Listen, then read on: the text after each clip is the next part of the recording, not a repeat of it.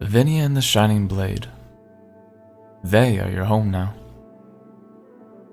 Full of people fighting an evil far greater than the Char you once feared. An evil that now marches on your doorstep. After a brief respite, you must warn Counselor Valor of the impending danger. The Mantle acted quickly though, and have dispatched several groups to take down Hablion's killers. The Counselor looks distraught upon hearing the news of a traitor having relinquished the locations of all their bases to the Mantle. The situation is far worse than he first feared. They desperately need the help of Ventari and his brethren. Unfortunately, this centaur has turned away from violence in favor of living a peaceful life. He makes it clear he will not enter conflict under any circumstance. No time to waste more breath, for the Mantle is upon you.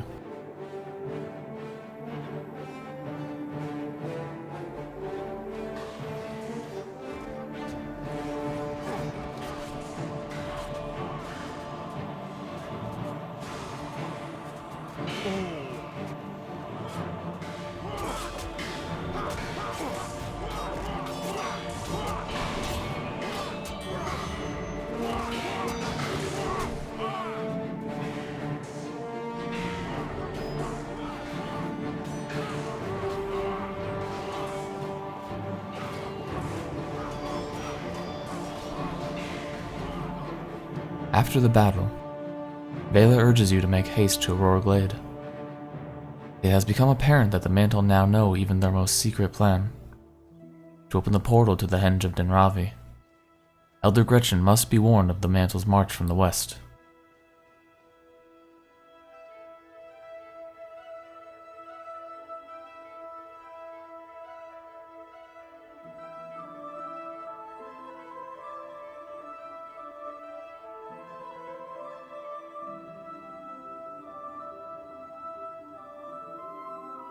But the warning is for naught. The Mantle already ambushed the group at precisely their most vulnerable moment. While the incoming force is still cause for concern, you must run ahead and secure the rune pedestals before the ambush party does. Otherwise, your last bastion of safety will be in the enemy's hands. Despite the Mantle's head start, they care little for the jungle and leave an easy trail to follow.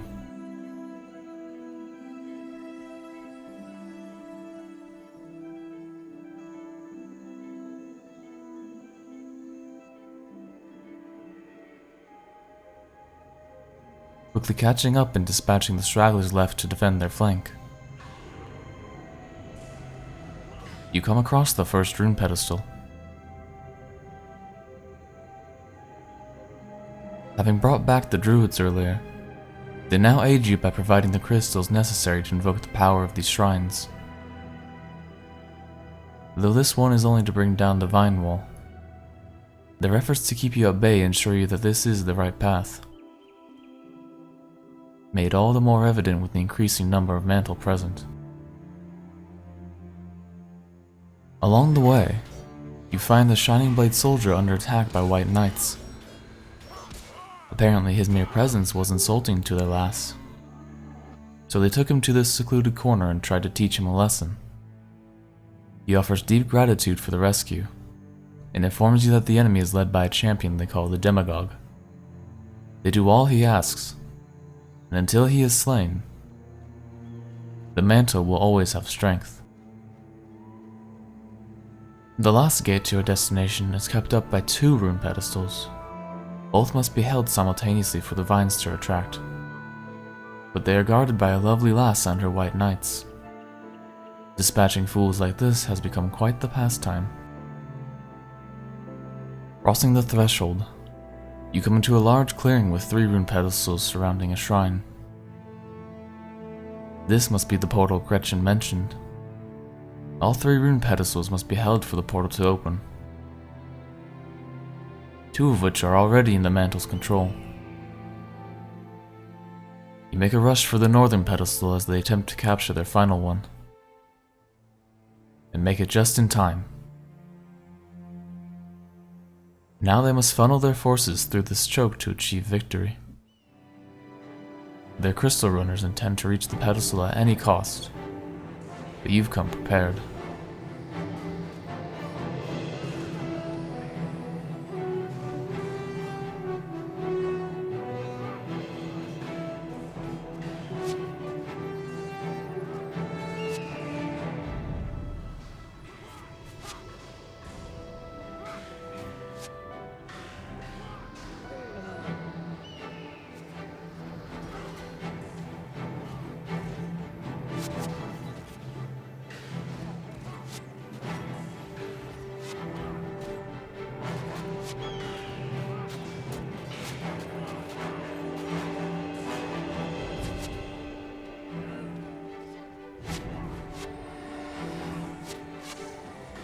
Once their forces are diminished, this demagogue is left alone, cowering by a cart. It's almost a pity to end his dominion with such ease. Almost.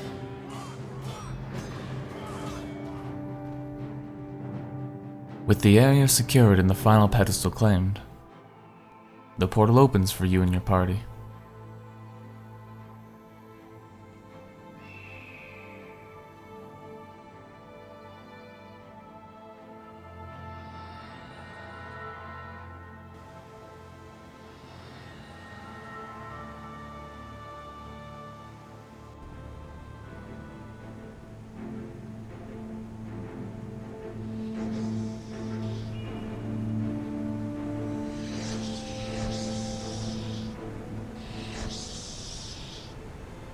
Though not to the Henge are you teleported,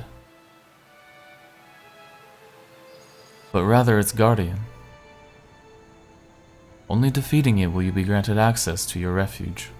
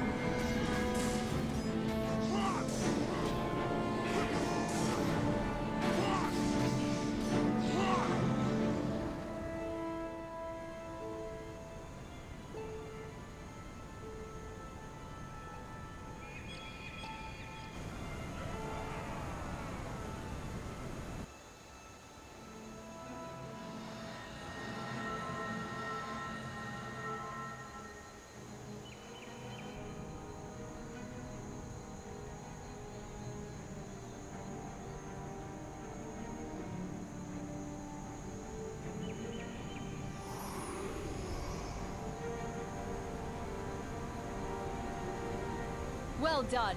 Thank you. Now we have a safe place from which to strike back at the White Mantle. Today, the tides have been turned. Come on. The old Druid temple should be just over the waterfall. It's time to take a look at our new home.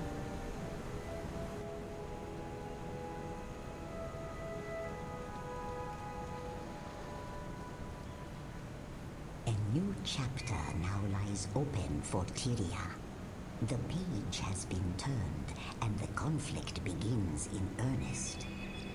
All is as I have foreseen.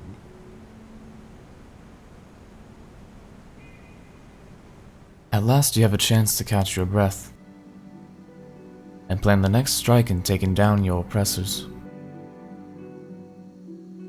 They will soon know the bitter taste of defeat.